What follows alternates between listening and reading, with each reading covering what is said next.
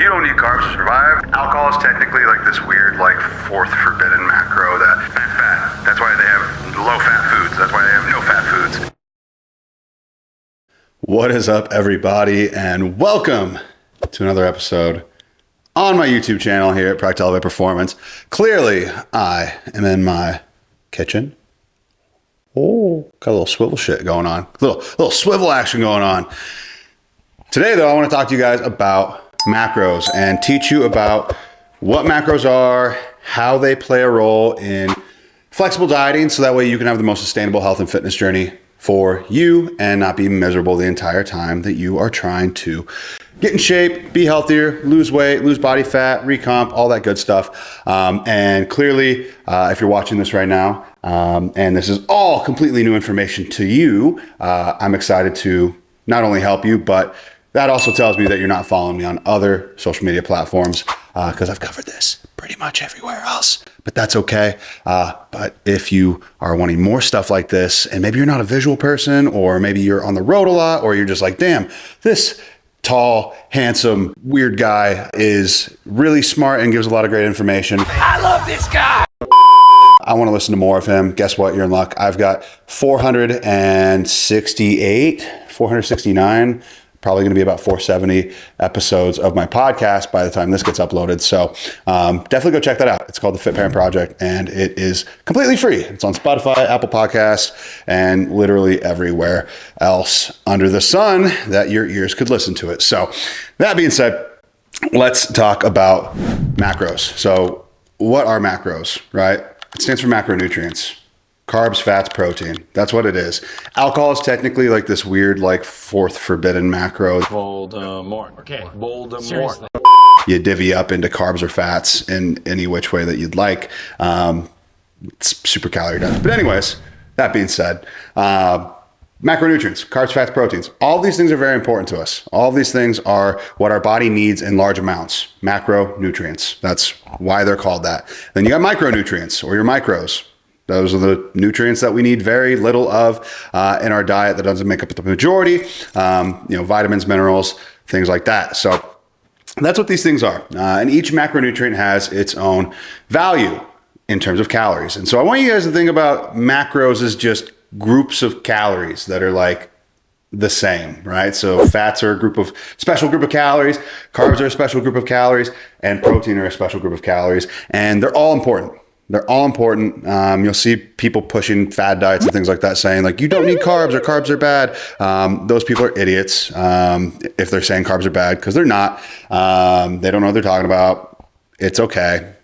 They'll learn eventually, or they won't, and they just won't see progress. But that's okay, because we're not over here about to food shame and remove an entire macronutrient from your life, because that's super unsustainable. And quite honestly, it's not as healthy or efficient for you. And people who do keto, it's like one of those things where it's like, cool, if it's sustainable for you and you're of the 0.00001% of people that can do it sustainably for the long term, amazing, good for you. I'm happy for you. That's cool. Or if you've got some other medical reason why you need to be doing that because of some potential, wanting to offset some seizure stuff potentially, because there are some studies that have shown that. But then also maybe if you're wanting to like offset or prolong the effects of Alzheimer's, there's also been some stuff out there that can show that being a potential benefit in those very, very rare circumstances. Because in case you guys didn't know, your body really likes carbs. That's why it's your body's main primary energy source. That's why our body systems are set up for that. And keto or ketones, ketosis, it's a backup. It's not our main way of going about it. And so, a lot of times people don't feel good when they do that shit. And a lot of times, quite honestly, people are like, whoa, you don't need carbs to survive. And it's like, well, you do. Your body's going to make your own if you don't give it carbohydrates. And so all of these things are important. But that being said, right, where do macros fall into play when it comes to flexible dieting? Why is that important? So, believe it or not, at the end of the day, weight loss in its entirety, it comes down to calories. It comes down to energy balance. Calories are king. They're up here. They're at the top of the totem pole, right? They're king. If you are in a calorie deficit, which means that you're consuming less calories than your body needs at its current height, weight, level of activity, all that good shit, right? Where you're at right now, you'll lose weight. If you go above that, you're at a calorie surplus and you're going to gain weight. If you somehow magically are able to hit the exact amount of calories, like down to the fucking, atom of shit, then in theory you could maintain, and those are your maintenance calories, right? To hit exactly what you need at your current level of activity and all that jazz. And so it's one of those things where I would suggest, right, learning a little bit about that. If you don't know anything about that, I highly suggest you listen to my podcast. I talk all about that.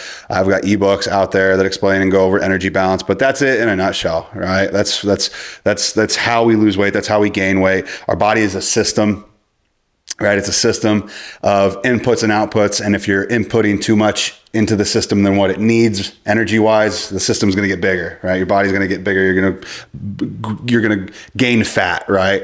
If you are inputting less than what the system's outputting, right? AKA you're in a calorie deficit, you're going to lose weight, right? Your system, your body is going to get smaller. So this is how it works. And so flexible dieting takes into account calories as king, then secondarily, your macronutrients, your carbs, your fats, and your proteins.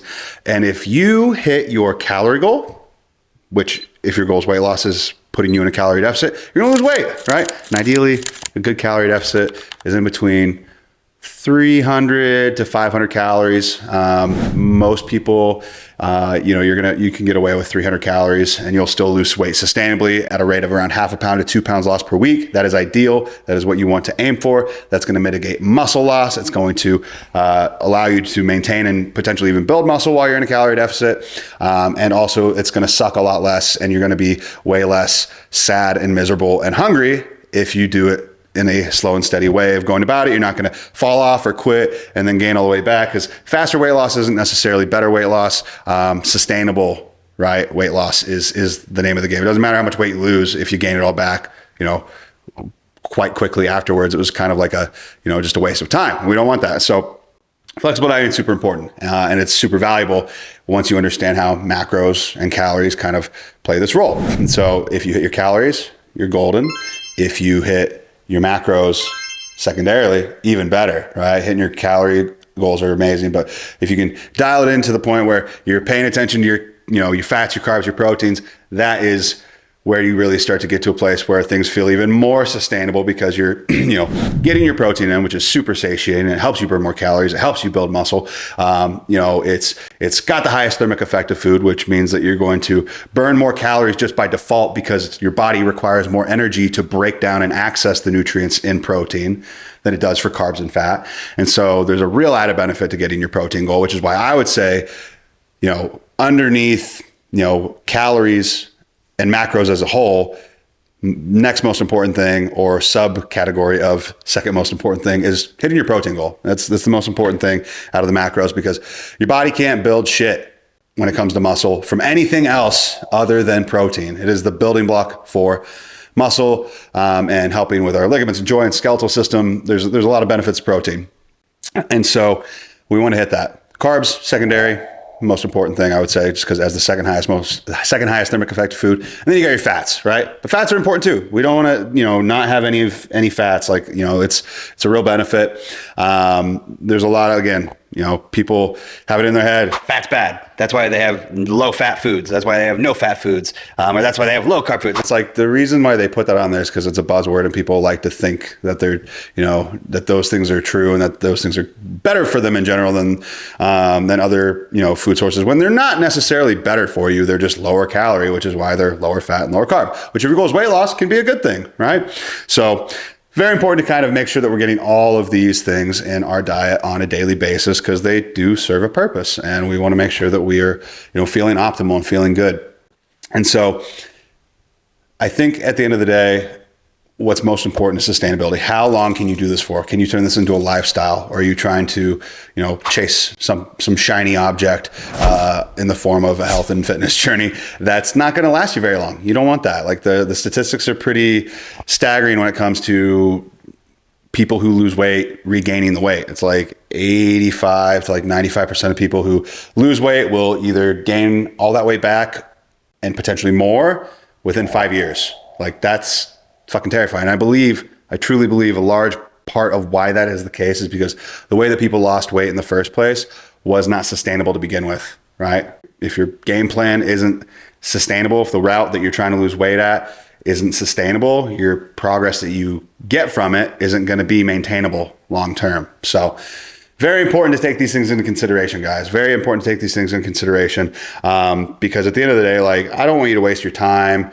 your energy, physically, mentally, emotionally, doing something that's not going to actually get you the results that you want to get. And so I really believe a sustainable approach is important. I think that's where flexible dieting comes in. Flexible dieting truly, once you reach your goals, can become this segue or this stepping stone into intuitive eating, which is, I think, for a lot of people, like their end goal when it comes down to it, being able to have an idea of what you're supposed to be eating to be able to maintain your progress, maintain your weight, maintain whatever you got going on, by just kind of having an idea of what you should be consuming, right? And being able to kind of monitor it that way, just kind of like off the top of your head, because you're like, I roughly know how much protein I should be getting on a daily basis. I roughly know, how many calories I should be consuming in order for me to stay at this weight. And then if you start gaining a little bit of weight, you light goes on, light bulb, ding, and you're like, okay, like I need to dial it back a little bit in my day-to-day with what I'm eating. And that's the beauty of flexible dieting, because it eventually can get you to that place where you feel confident that you got a profile in your head of what's in certain foods, which is nice. And so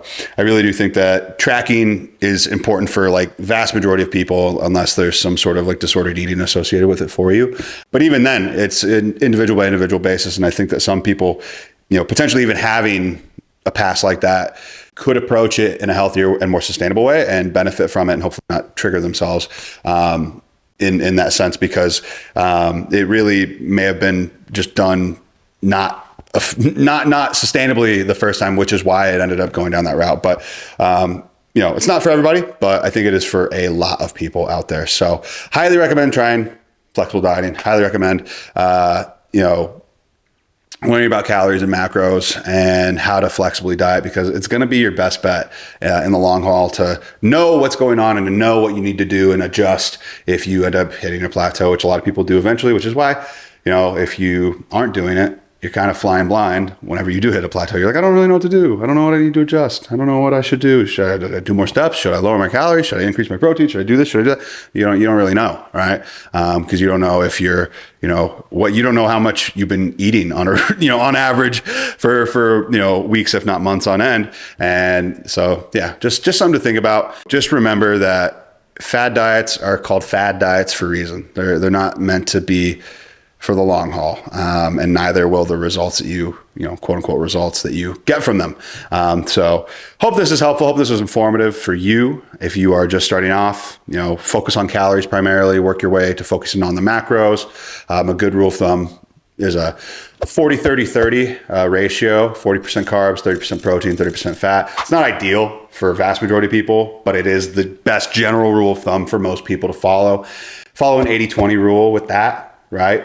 Where you are getting 80% of your food from whole food sources, and then the other 20% can be from fun foods. That way you don't feel like you're missing out. That way you get to have some sweets and treats and things like that, but you're still hitting your micronutrients and getting the vast majority of your foods that are going to be higher in fiber, that are going to be more satiating and things like that. So I know this is a little all over the place as far as the video goes, but I just really wanted to cover a wide variety of bases when it comes to this, because a lot of people don't understand that this is an option for them, and that a weight loss journey does not have to suck as much as they think it does. It doesn't matter what you think. Especially when you are flexibly dieting, you are able to fit the foods in that you enjoy with moderation in mind. You can still have fun with your friends. You can still go do things like that and celebrate and enjoy holidays. And it's just one of those things where I think it opens up a lot of doors for people to, truly find a way to make a lifestyle out of health and fitness, and not feel like they, are missing out on life at the same time. So highly suggest it. Hope you guys got value from this. And there's probably a million other things that I could talk about when it comes to this. So if you have questions for me while listening to this, while watching this, let me know in the comments down below. I'll be happy to either answer them in the comments, or maybe I'll make a video out of it, because at the end of the day, I just want to help you feel like you know what you're doing, and that what you're doing is actually going to work, and that you're not going to screw yourself up, because there's a lot of BS out there online about this stuff where people are just trying to sell you snake oil and bullshit and, make money off of your ignorance. So I'm trying to make money off of empowering you and educating you. So at least I'm honest about that. But anyways, guys, hope you got value. And other than that, I will talk to y'all in the next episode. Let's go.